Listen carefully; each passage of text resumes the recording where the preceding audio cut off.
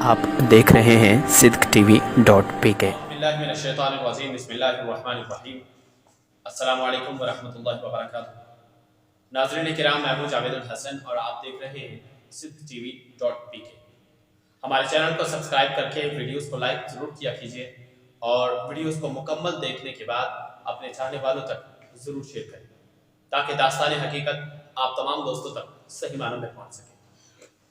آج کا ہمارا ٹاپک یہ ہے کہ مرزا جیلوی صاحب نے عقیدہ توحید میں ایک پن مارا ہے اور بہت بڑی انہوں نے ایک خرافت کی۔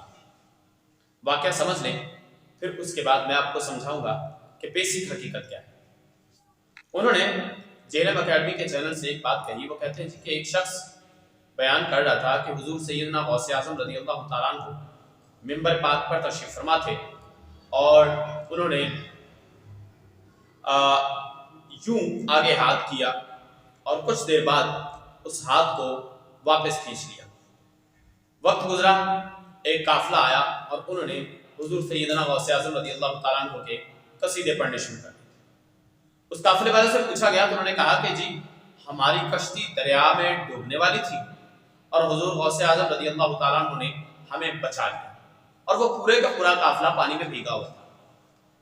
اب جیلوی صاحب دلیل دیتے ہوئے کہتے ہیں هو الذی یسیرکم فی البر والبحر حتی اذا کنتم فی الفلک وجرین بهم بريح وفرحوا بها، اور وہ کہتے ہیں جی کہ اللہ تعالیٰ نے قرآن پاک میں یہ ارشاد فرمایا کہ وہ ذات جو تمہیں زمین و آسمان میں سیر کرواتا ہے یہاں تک کہ تم کشتی میں بھی موجود ہو تو وہ کشتیاں چلتی ہیں اور وہ ایک ہوا آتی ہے جس سے وہ فرحت حاصل کرتے ہیں، لیکن جیسے ہی وہ ہوا تیز ہو جاتی ہے تو پھر وہ کہتے ہیں کہ وَظَنُّوا أَنَّهُمْ أَحِيطَ بِهِمْ، اور وہ گمان کرتے ہیں کہ وہ اس میں ڈوب جائیں گے، یہ ہوا انہیں گھیر لے گی، تو وہ اللہ تعالیٰ کو مخلص ہو کر پکارنے لگتے ہیں اور وہ کہتے ہیں لَئِنْ أَنْجَيْتَنَا مِنْ هَٰذِهِ، اے اللہ اگر تو نے ہمیں اس آفت سے نجات دے دی تو ہم تیرا بہت شکر ادا کریں گے۔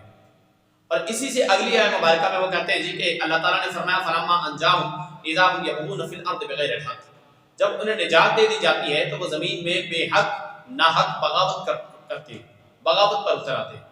یا ایھا الناس انما بغیکم علی انفسکم متاع الحیاۃ الدنیا ثم الینا مرجعکم فننبئکم بما کنتم تعملون۔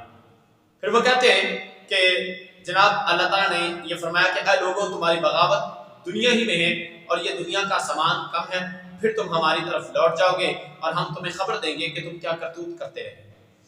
اب یہ آیات پڑھنے کے بعد وہ کہتے ہیں جی کہ اللہ تعالیٰ کی بارگاہ میں شرک کرنا یہ حرام ہے۔ اللہ تعالیٰ نجات دیتا ہے کشتیوں میں اگر وہ ڈوبنے والی ہو یا اس کے علاوہ دیگر معاملات ہو، وہی مشکل کشا ہے۔ یہ وہ دلیل دے رہے اس آیت مبارکہ کو استدلال کر کے کہ جی سیدنا غوث اعظم رضی اللہ تعالیٰ عنہ کی یہ جو کرامت بیان کی جاتی ہے یہ جھوٹ پر مبنی ہے، یہ ان کا کہنا ہے اور وہ آیت مبارکہ سے استدلال کر رہے ہیں۔ لیکن جناب مرزا جیلوی صاحب آپ شاید قرآن پاک کو سمجھ نہیں پائے یا آپ کو سمجھ آئی نہیں یا آپ سمجھنا چاہتے نہیں یا لوگوں کو سمجھانا نہیں چاہتے۔ حضرت عبداللہ بن عباس رضی اللہ تعالیٰ عنہ کی تفسیری پڑھ لیتے تو شاید آپ کے عقل میں کچھ بات گھس جاتی، یا حضرت امام ابن کثیر کو ہی پڑھ لیتے تو پھر شاید آپ کو عقل آ جاتی کہ ہم نے لوگوں میں تبلیغ کیسے کرنی ہے، ہم نے لوگوں کو سمجھانا کیسے۔ اب وہ کہتے ہیں جی کہ یہ کرامت جھوٹی ہے، حضرت سیدنا غوث اعظم رضی اللہ تعالیٰ عنہ نے ایسا کچھ نہیں کیا۔ ٹھیک ہے جی، آپ کے بقول ہم اس کو کچھ دیر کے لیے مان لیتے ہیں، لیکن جو آیت مبارکہ آپ بطور استدلال پیش کر رہے ہیں وہ آیت مبارکہ بطور استدلال مسلمانوں کے لیے تو ہے ہی نہیں، وہ آیت مبارکہ براہ راست مشرکین اور کفار کے لیے ہے۔ آپ نہیں پڑھا کہ والی کائنات صلی اللہ علیہ وسلم کی امت میں کوئی مسلمان رب کی بارگاہ میں بغاوت نہیں کرے گا، شرک نہیں کرے گا، اور آقا صلی اللہ علیہ وسلم نے یہ واضح فرمایا کہ مجھے میری امت سے شرک کا خوف نہیں ہے، شرک کا خوف نہیں ہے۔ اب یہ جو شرک کا خوف نہیں ہے بیسیکلی وہ حقیقت کیا ہے، اور آقا صلی اللہ علیہ وسلم اپنی امت کے بارے میں کیا فرمانا چاہ رہے ہیں؟ سینس لیس لوگ اور بے وقوفوں کی انتہا پوری دنیا میں ہے، لیکن پاکستان میں تو شاید کچھ زیادہ ہی ہے۔ اب یہ شخص اپنے ایک فرقے کو ترجیح دینا چاہتا ہے۔ جناب علی اگر آپ عقائد و نظریات کو ہی پڑھنا چاہتے ہو تو پہلے فرقہ معتزلہ کے عقائد و نظریات کو پڑھ لو. فرقہ معتزلہ کے عقائد و نظریات بالکل آپ جیسے تھے، بس آپ کہتے ہو کہ سب کچھ اللہ ہی کے اختیار میں ہے، لیکن وہ کہتے تھے کہ اللہ پر نیکوں کو جزا دینا اور گناہگار کو سزا دینا یہ واجب ہے. یہ ان کا عقیدہ تھا، اور آپ بس اس سے ہلکا سا مختلف ہو، تھوڑا سا مختلف ہو. لیکن سمجھیے تو ضرور فرقہ جبریہ کے لوگ کیا کہا کرتے تھے اور فرقہ قدریہ کے لوگ کیا کہا کرتے تھے. ذرا ان تمام فرائض کو اکٹھا کر کے ان کے عقائد کو سمجھنے کی کوشش کریں. آپ نظریات اسلامیہ کو پڑھ لیں، آپ تاریخ اسلام کو پڑھیں، آپ کو سمجھ آئے. یہ آیت مبارکہ جو آپ استدلال کر رہے ہیں یہ مسلمانوں کے لیے نہیں ہے جناب، یہ آیت مبارکہ در حقیقت ہے ہی مشرکین کے لیے. اور آپ اولیاء کرام کے مزارات پر جانے والوں کو مشرک کہتے ہیں. How is it possible? یہ ممکن کیسے ہے؟ آپ شرک کی ڈیفینیشن لوگوں کو سمجھائیں کہ what is the definition of شرک. شرک کا مطلب کیا ہے، شرک فی الذات کیا ہے، شرک فی الصفات کیا ہے، تب لوگوں کو سمجھ آئے کہ شرک یہ ہے. توحید ہے ایک دیکھنا، ایک کہنا نہیں. توحید ایک دیکھنا، ایک کہنا. ایک فرق ہے دید شنید. ایک دیکھنا، ایک ویکھے بن آکھنا. اے نری تقلید شاہ جمال جیڑا پیر توحید نہ جانے او ناقص پیر مرید.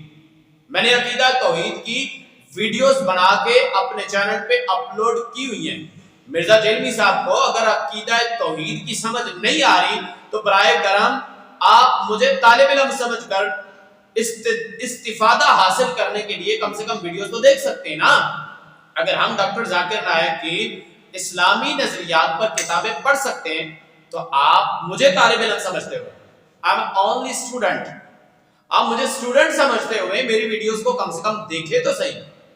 آپ اپنا دھن مارتے رہتے ہیں جب بھی ویڈیو کریٹ کرتے ہیں، کبھی جھیلم اکیڈمی سے تو کبھی گجرات میں. برائے کرم آپ اسلامی نظریات کو اس طرح لوگوں کے درمیان نہ پھیلائیں کہ آپ کی وجہ سے، آپ کے نعروں کی وجہ سے لوگ گمراہی کی طرف چل رہے ہیں.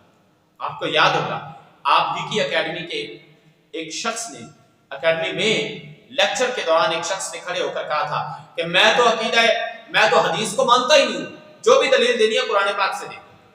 یہ آپ کے اس نعرے کا اس نے یہ اثر ہے کہ جو آپ کہا کرتے تھے کہ نبی کے جیسا تو ہے ہی کوئی نہیں، تیرے بابے تو شاہ ہی کوئی نہیں.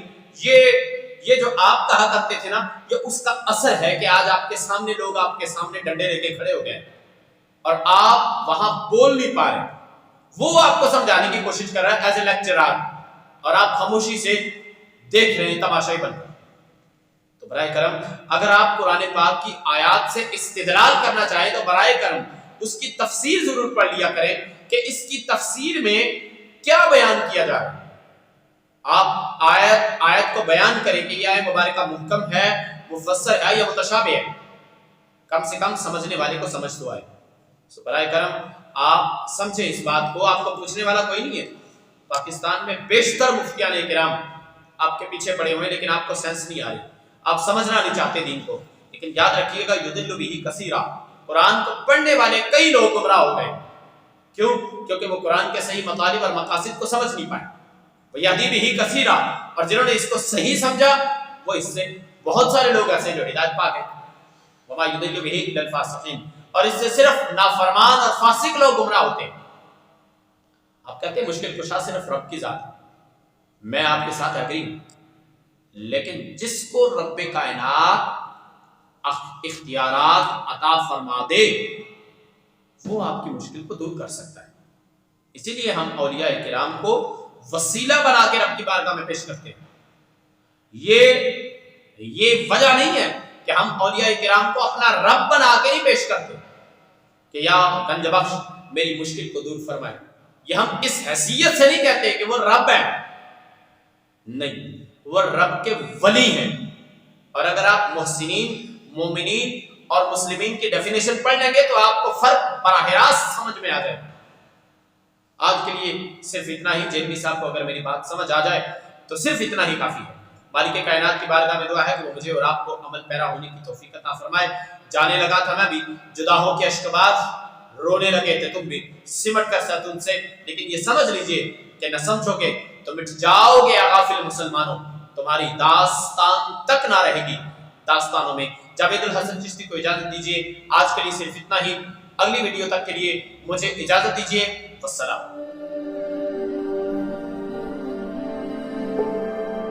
आप देख रहे हैं sidqtv.pk।